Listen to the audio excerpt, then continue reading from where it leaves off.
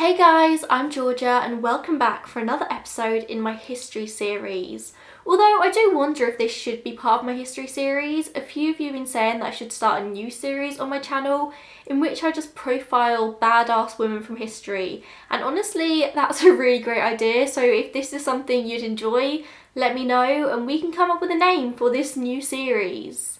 The particular badass woman we're going to be learning all about today though is Juliane Diller, also known by her maiden name Juliane Koepcke. This is a perfect story to illustrate the strength of humanity, how incredible the human body really can be, how incredible the human mind can be. Also, I do feel like I should say before I really get into this video, I'm currently moving house and my entire flat is pretty much empty of furniture now, apart from what you see behind me. We've moved out already, but we've still got the flat for a couple of weeks, and I've kept my office here so I can come back here and film and work and stuff. It's a very long story, but basically we were in the process of buying a house for the last few months. It was all supposed to go through, it was all fine. Then the week we were supposed to exchange, it all basically fell apart, and then it was a month of, are we going to move in? Are we not going to move in? Is the seller going to sell his house to us? Is he not? We don't know. Which would have been fine, except from we'd already given up the rent on this place, so we were kind of stuck with, okay, now we're homeless. Except we're not actually homeless because very luckily we've been able to move back in with Holly's parents, so we're living there for the moment, and then I'm travelling back here to work, and as of next week I'll be working there as well. We're in the process of finding something else. Keep your fingers crossed for us. Anyway, that's a very long story short as to why this video might be a bit echoey, because there's no furniture in this entire flat.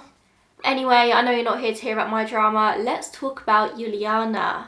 So Juliane was born to German parents, Hans Wilhelm Koepcke and Maria Koepcke, in Lima, Peru in 1954. Both her parents were really well established in their respective fields. Hans Wilhelm was a zoologist, ornithologist and herpetologist, and Maria was an ornithologist. The couple worked together in publishing many scientific publications, and they also worked together at the Javier Prado Museum of Natural History in Lima. They travelled there to study birds and other native wildlife. In a Telegraph article written by Sally Williams in 2012, it's written that Juliane said that she had a very lucky upbringing. She was raised in nature and very much took after her parents in their love of animals and plants. Whilst Juliane was very close with her mother, her father was said to be much more distant and harder to connect with. But she said that her parents had a symbiotic coexistence, that her parents were never separated for even a moment. There was no doubt of their love. Juliane would be their only child because they wouldn't have time for another one in between all their work. In 1968, when Juliane would have been about 14ish, the family decided to move to the depths of the Amazon rainforest in Peru, where they set up their own research station that they named Panguana after a native bird. The research station is probably exactly as you would picture it. It's in the middle of the rainforest, a wooden building on stilts, no running water, it's just outside with nothing but nature. Juliane was homeschooled by her parents there, but most of her education was just being out in nature, learning about the earth. However, this didn't go down too well with the Peruvian authorities, who insisted that Juliane needed a proper education. So in March 1970, she had to return to her school, the German-Peruvian Alexander von Humboldt School in Lima, to take her exams, all of which she did pass, and she graduated a year and a half later on December 23rd, 1971. Juliane had worked really hard and she wanted to go to the graduation ceremony to collect a diploma, as so many would, as well as attending her graduation ball. She saved up for weeks to buy the dress she wore to her ball, and she absolutely loved it. Maria, her mother, had been working in Lima at this time and wanted to fly back to Panguana in the rainforest on December 19th or 20th, but Juliane insisted on staying. She was a teenager who wanted to go to the ball, and Maria did understand this. So they come to a compromise and decide to put their flight home back a few days until December 24th, Christmas Eve. As is often the case on Christmas Eve though, the majority of flights were fully booked, so Maria struggled to find seats. Eventually she did find 2 seats on a flight with an airline called Lancer, which didn't exactly have the best reputation. There have been 2 crashes in recent history. In fact, Juliane recalls her father, who was still in Panguana, telling Maria not to fly with Lanza, but they didn't have any other choice. They all wanted to be together for Christmas. They were booked on Lanza Flight 508 to Koepcke, Peru, along with 84 other passengers and the crew, so 91 passengers in total. The plane that flight was an L188 Electra, and I will admit I know nothing about planes, but I can tell you that specific type of plane had had so many problems since being launched just over 10 years earlier. According to the aforementioned Telegraph article, over the next 50 years, 58 out of 170 Electras would be written off because of crashes and other accidents. So I suppose the reputation the airline had was pretty well deserved. As you can probably guess, the flight that Maria had booked for her and her daughter on Christmas Eve 1971 was not fated to arrive safely at its destination. Juliane would later say that about 15 minutes before the end of the flight, everything would go dark. They had flown into the midst of a thunderstorm, and the turbulence caused storage bins to fly open, throwing luggage and Christmas presents across the cabin. The right wing was struck by lightning and the plane made a nosedive. This is the deadliest lightning strike in aviation history. Juliane recalls her mother saying calmly, "Now it's all over," and hearing screams and cries from the other passengers. And then everything went quiet. She said, "The next thing I know, I was no longer inside the cabin. I was outside in the open air. I hadn't left the plane had left me." She recalled how the tops of the trees just looked like the heads of broccoli, and then she woke up on the ground alone. Although no one quite knows what happened in this crash, Juliane has no memory of it. We do know that Juliane wasn't in the plane when it crashed into the Peruvian rainforest from 2 miles up in the air. The plane disintegrated mid-air before plummeting. Juliane was strapped into her seat, which was likely ejected from the plane, and when she came around on the floor of the rainforest, she was still strapped in. No one else was alive. It was pure luck that Juliane still was, and she was relatively uninjured as well, considering. She would later be found to have a broken collarbone, a sprained knee, gashes on her right shoulder and left calf, one eye swollen shut, and her vision seriously compromised. All she could see was a slit. It also didn't help that Juliane was a glasses wearer anyway, and of course these had been lost in the crash, along with one of her shoes. The mini dress she'd been wearing was ripped and ruined, and she was soaking wet from the rain, and she was covered in a layer of mud. This was the middle of the wet season. It's not known exactly how Juliane survived this. She says that the jungle caught her and saved her life. Her chair just happened to be dropped in an area of thick foliage that broke her fall and caused only minimal damage. She personally has 4 theories about what might have happened. 1, that a powerful updraft from the storm slowed her fall. 2, that the 3-seated bench that she was on worked like the wings of a maple seed, spinning as it fell and slowing it down. 3, that the trees that she landed in were particularly dense. And 4, that she hit the trees with the seat below her, which took the brunt of the force, and she simply fell through the branches to land relatively softly on the floor of the rainforest. It may well have been a combination of one or more than one of these things. She was just lucky. After she came around, Juliane said that she just laid there for the rest of the day and the night in the pouring rain until the next morning. She was foggy and concussed, but eventually she started to come to a realisation that she'd survived this crash.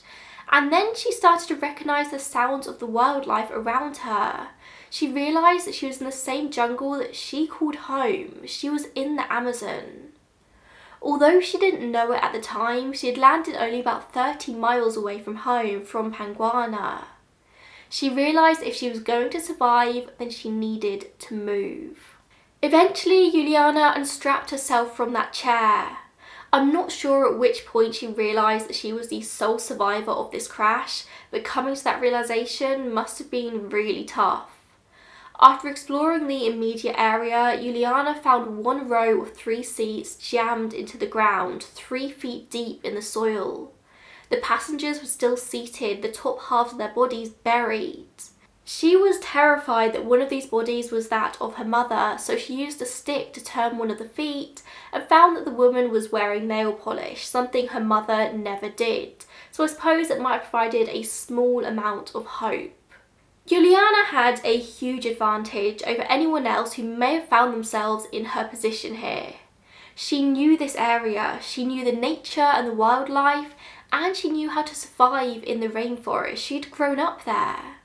She said she felt no fear because this was the same environment as her home, and her parents had prepared her for this for years, with their years of education out in nature.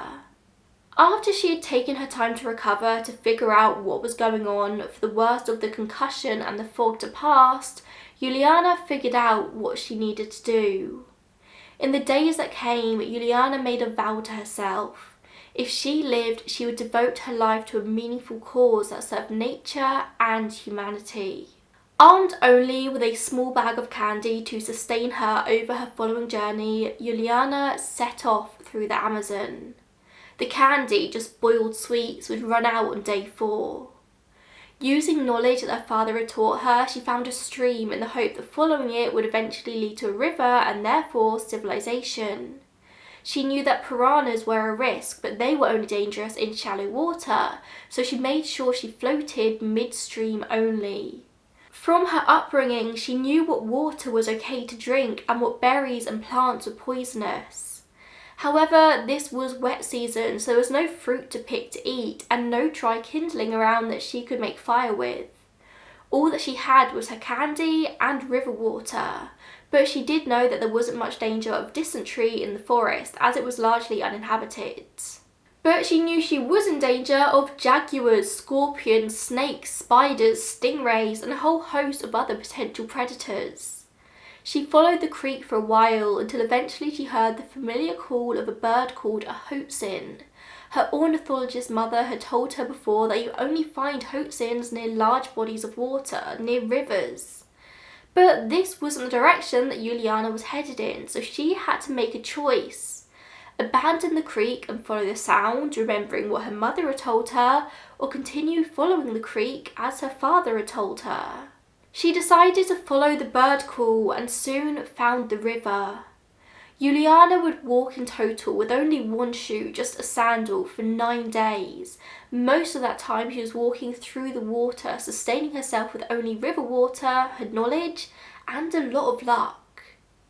As you can probably imagine, Juliane was attacked by insects on her journey. Surrounded by a constant cloud of flies, she also had second-degree sunburn over her entire body, and the gashes on her arm would be infected by maggots.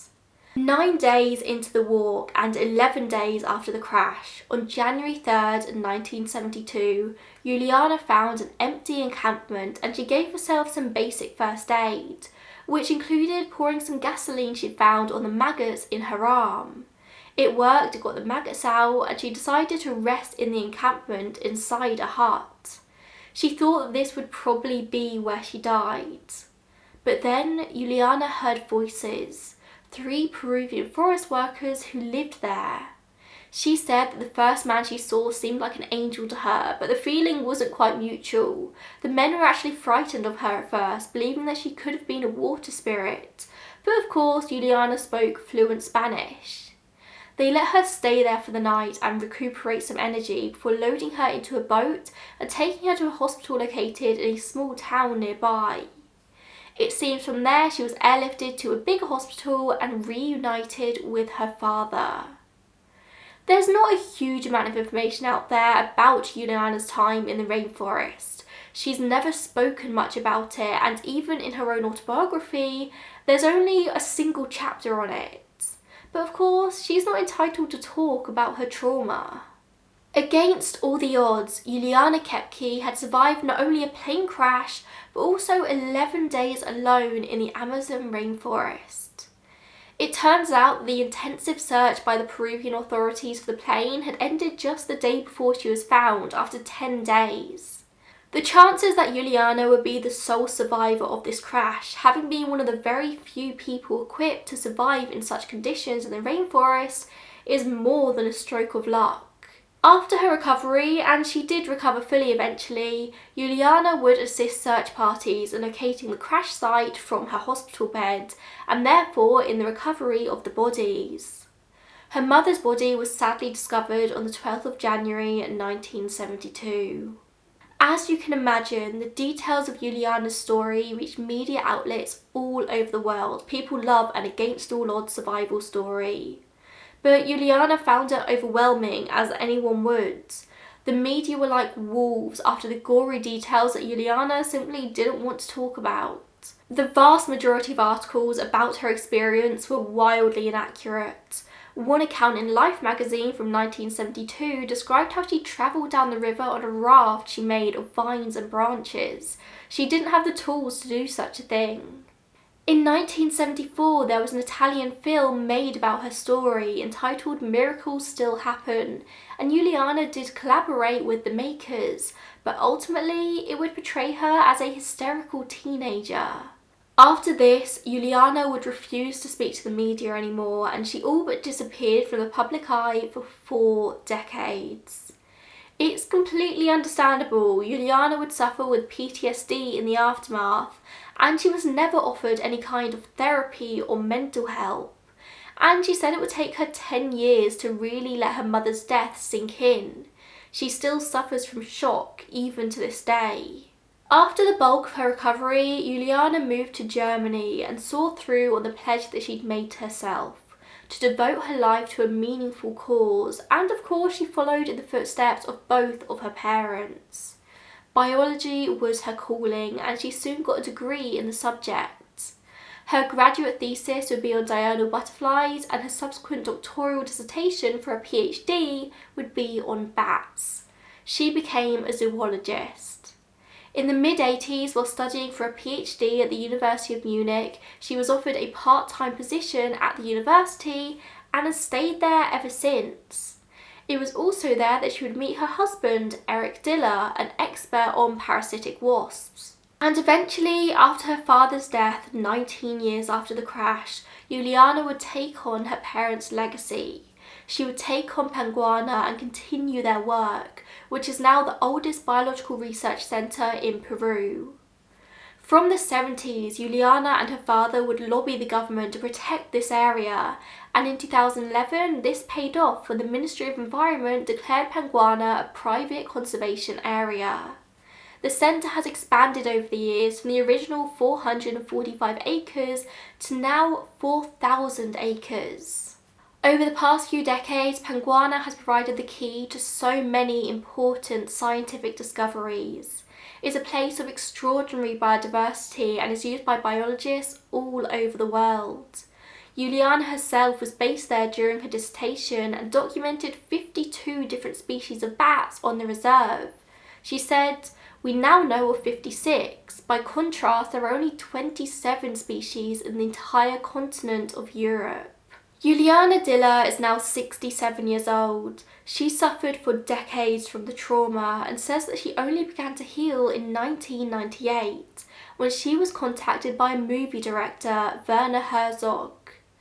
As I said earlier in the video, she had steered clear of the media for decades, but Herzog wanted to turn the story of her survival into a documentary for German TV. His story drew her in. He had been very close to being on that fated flight himself. He was travelling to scout locations for one of his movies. He'd failed to book a seat, but for all they know, they might have run into each other at the airport that day. Herzog offered to take Juliane back to the crash site as part of the documentary, which would be entitled Wings of Hope, and she agreed. Juliane said, "He helped me towards working through my past. His empathetic questions and his ability to truly listen, as well as the chance to return to the site of my terror, were the best therapy." At the crash site, the now rusted plane had been overtaken by nature. This was the beginning of Juliane finally being able to heal. She released her autobiography, When I Fell from the Sky, in 2011. And as I said earlier, it doesn't focus hugely on her time in the rainforest. It focuses on her childhood, her career, and her husband. I can't say I blame her. Why relive this just to satiate the nosiness of others? I have no doubt that even without the plane crash, Juliane Koepcke would have gone on to do amazing things in her life, but she really saw through on that vow she made, and her research and the research she's allowed others to do will have made a difference in ways that most of us wouldn't even begin to understand. As Juliane has said to journalist Franz Lids, "For my parents, the rainforest station was a sanctuary, a place of peace and harmony, isolated and sublimely beautiful. I feel the same way. The jungle was my teacher. I learned to use old Indian trails as shortcuts and lay out a system of paths with a compass and folding ruler to orient myself in the thick bush. The jungle is as much a part of me as my love for my husband, the music of the people who live along the Amazon and its tributaries, and the scars that remain from the plane crash." So there you go, another badass woman. I would say a badass woman from history, except she's only 67. She's still very young. Imagine what more she can do with Panguana, with her conservation efforts, with her research. Thank you so much for tuning in today. If you know of any other women from history that you would love me to profile on this channel, then please let me know. And I will see you in the next one. Bye guys.